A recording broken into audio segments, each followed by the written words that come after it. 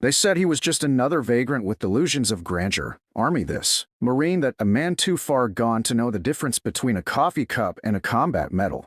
That's what the orderly whispered as she pulled the curtain around his VA hospital bed, not even bothering to lower her voice. He ain't no hero, just an old man who never got over being left behind. Victor Rawls didn't argue. He never did. He simply turned his head slowly toward the shelf above him where a weathered, dust-covered shadow box sat untouched for decades, taped shut since 1974, edges worn soft from the years it spent being ignored. No one had ever asked what was inside. He never offered. Until the day he didn't wake up. That morning, someone finally noticed. A nurse who had only just started her shift, new, kind, still curious, opened the box. What she found inside didn't belong in that room, didn't match the peeling linoleum floors or the clatter of 4 carts. A silver star. 2 purple hearts. A citation personally signed by a general most soldiers only knew by name. And 1 handwritten letter on faded field stationery. To whomever finds this, please remember, I was more than where I ended up. If you believe dignity doesn't vanish when the world stops watching, if you agree that no one who serves should be left behind, then like and subscribe, because this story, this man, deserves to be known. Victor Rawls didn't live in a home, or a shelter, or even a car. For the last 6 years of his life, he slept on a weather-worn bench tucked behind the old city courthouse, beneath a flickering street lamp, and beside a stone monument listing names no one read anymore. He carried everything he owned in 1 duffel bag, a beat-up canteen, a flannel shirt too thin for winter, a pocket-sized Bible, and a spiral notebook filled with letters he never sent. He spoke little, asked for nothing, and moved like someone trained to walk quietly, even when the world had gone deaf. Most folks passed by without a glance. Some dropped $1. Some crossed the street. But one kid didn't just see him, he filmed him. Colton Price, 18, varsity quarterback. Future Ivy Leaguer with a shiny social media account and a taste for cruelty disguised as clout. On a Tuesday morning, while Victor slept curled against the cold, Colton and his friend live-streamed themselves walking up with a slushie in hand. "Yo, Captain Krusty." Colton had laughed, his voice booming as he dumped the frozen drink over Victor's head. "Thanks for your service." His phone shook with laughter as his followers filled the screen with emojis. Victor stirred but didn't react. He simply sat up slowly, wiped his jacket sleeve across his soaked face, and stared at the boys, silent, unblinking, unreadable.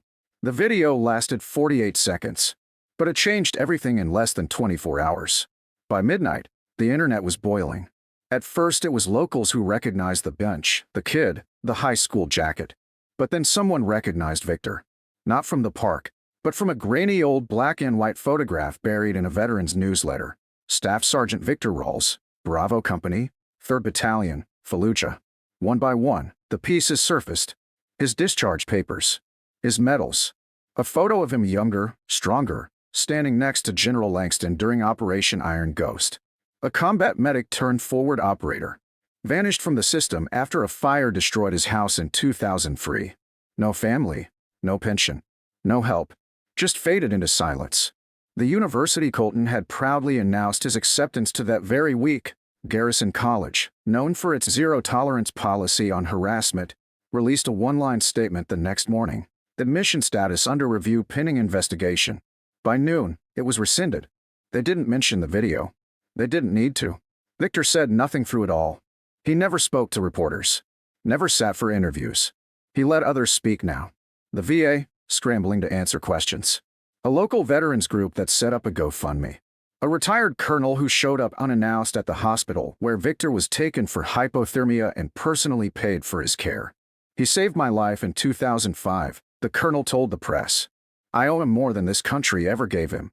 Meanwhile, Colton released a video of his own. Tearful, contrite, or at least trying to be. "I didn't know he was a veteran," he said, voice trembling. But the comments weren't kind. "You don't need to know a man's rank to show him basic human decency." One user wrote, "You didn't mock a soldier. You mocked a human being." And somehow that hurt more. The final blow came when the school's football coach posted a video standing beside an empty locker with Victor's name printed across the top. "Respect is earned in silence," he said. And this man earned it louder than any touchdown. Victor never demanded a reckoning. He never stood up, never yelled, never told his story to a courtroom or sat in front of a microphone. All he did was wake up, take the hot meal he was offered, sit quietly while others spoke around him. And when asked if he had anything to say, he scribbled a single sentence in his notebook and held it up for the nurse. I served. I fell. But I never stopped standing. They moved him to a better room after that. With a view. And the bench he once called home? It's still there, but now a bronze plaque runs along the backrest. Victor Rolls. U.S. Army.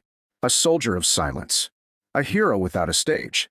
And beneath it, a second line added by a group of high schoolers who quietly showed up one morning with a wrench, a drill, and a vow to never forget. Dignity doesn't sleep. By the time the video hit national news, Victor Rolls was no longer just a forgotten face on a weather-worn bench. He was a symbol, a question, and for many, a reckoning. But while headlines spun and hashtags trended, Victor sat quietly in a hospital bed, staring out a rain-streaked window with the same unblinking calm that had defined him since Fallujah.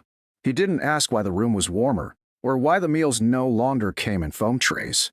He didn't comment on the dress uniforms that had suddenly started showing up in the hallway, colonels, commanders, even a congressman, each stepping into his room as if entering sacred ground. They all spoke the same way, low, careful, reverent.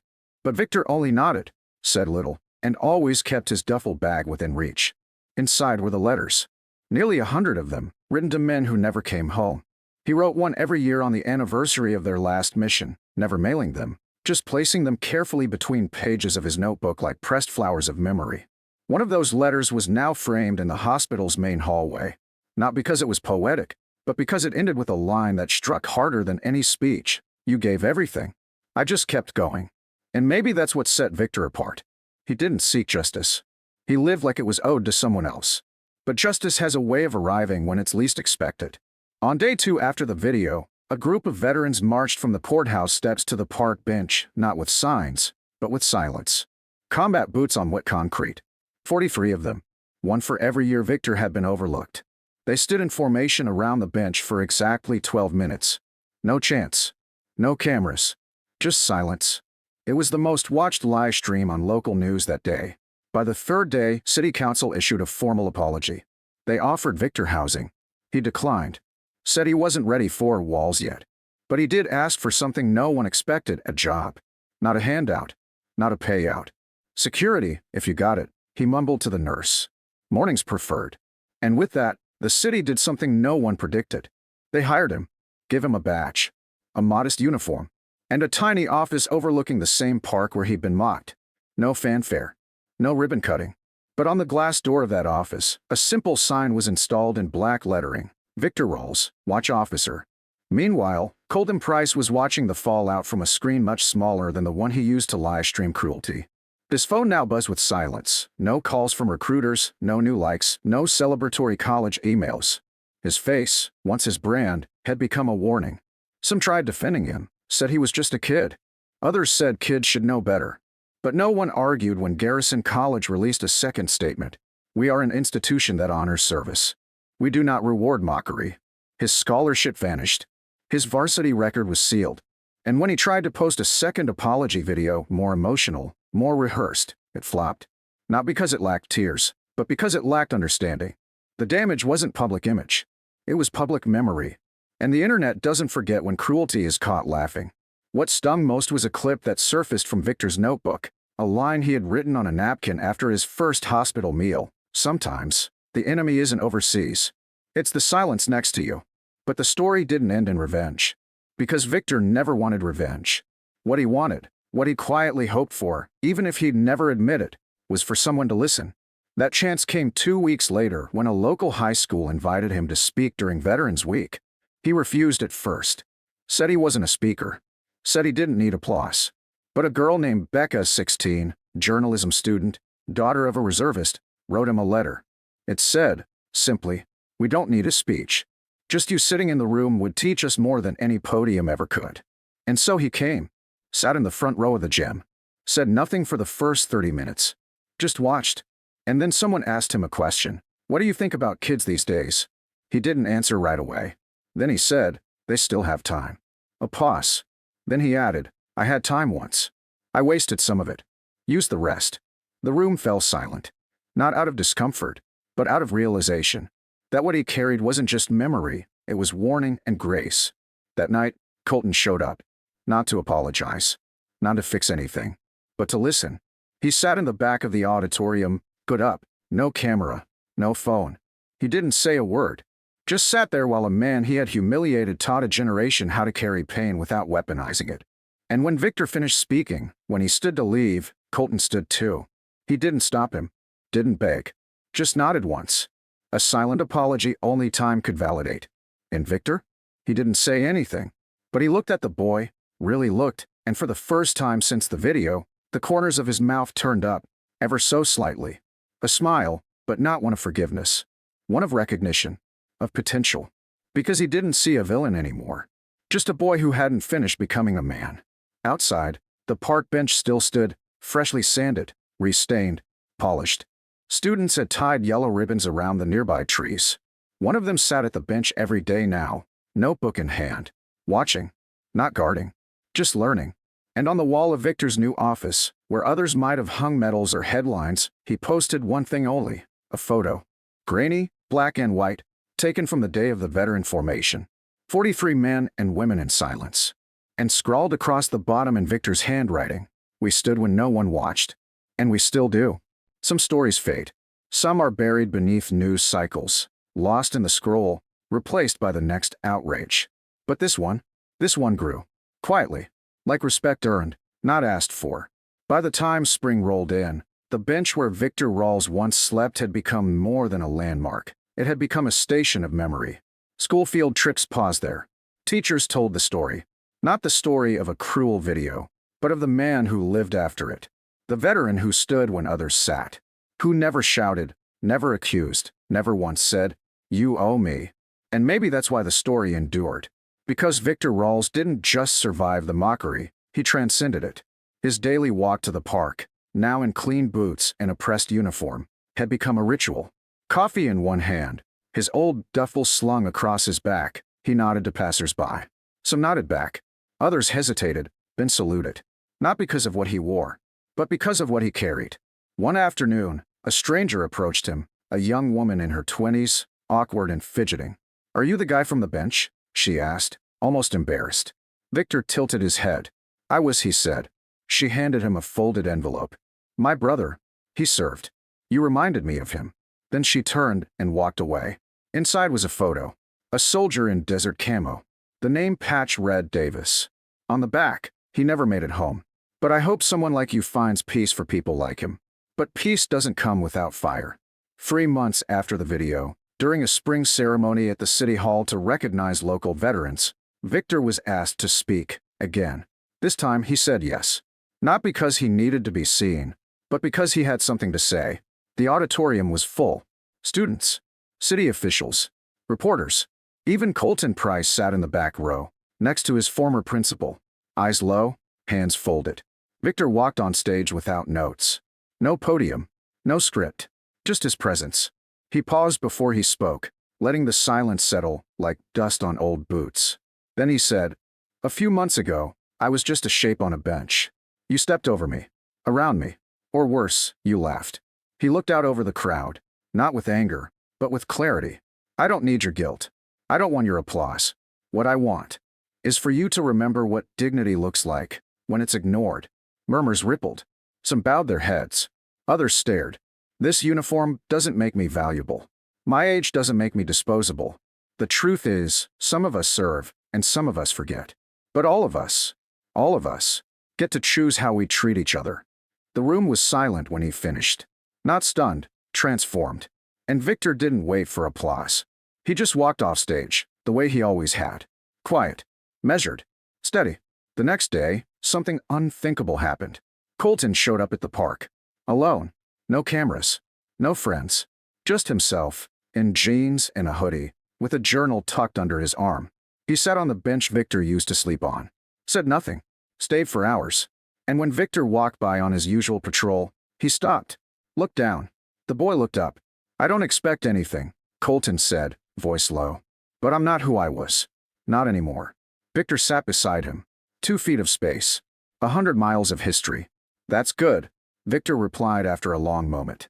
"Because who you were wasn't going to make it very far." Colton cracked a small, shame-laced smile. "I'm trying." Victor nodded. "Good. Keep walking. But don't forget where you tripped." That moment, No hashtags, no headlines, became more powerful than any video. It wasn't redemption. It was something better. Recognition. A slow step toward decency. Victor eventually accepted housing. Not because he wanted comfort, but because a local nonprofit wanted him to train new security volunteers, especially those who had struggled with reentry like he had. If I can keep one of them off a bench, I've done enough, he said. He never asked for a plaque, never requested back pay. He just kept showing up, quietly, and by his own code. One day, a young boy, maybe 10 years old, ran up to him in the park, breathless. "My grandpa says you're a hero," he panted. Victor smiled. "Your grandpa's got a funny sense of humor." The boy shook his head fiercely. "No," he said, "you save people without saying a word." Victor looked down at him, his eyes tired but warm. "That's not heroic, son. That's just being human." Victor Rawls passed away 5 years later. Peacefully, in his sleep. He was 73. He left no fortune, no last-minute will. Just one envelope, taped inside his old duffel. It read, "To whoever finds this, you can forget my name. But don't forget the lesson. Dignity doesn't sleep. It just waits for someone to remember it matters." His funeral was quiet, but not empty. Veterans from across the state came. So did students, teachers, the mayor. And Colton, now in his mid-20s, delivered the final words. He stood beside Victor's flag-draped casket, voice clear. "I once laughed at a man I didn't understand. And in return, he gave me a life I never deserved. He didn't save me from a war. He saved me from myself." Then he paused. He didn't shout. He didn't post. He didn't cancel me. He just showed me what a man looks like when no one is watching. The park bench remains. It's not roped off. There's no velvet rope or security guard. Just a quiet place with 2 words carved into the wood where a name might have gone. Still standing. And every Veterans Day, at exactly 6:30 a.m., someone leaves a hot black coffee and a folded newspaper on that bench. No name. No message. Just ritual. Just memory. Because dignity, like truth, doesn't demand attention. It only asks that we notice it before it's too late.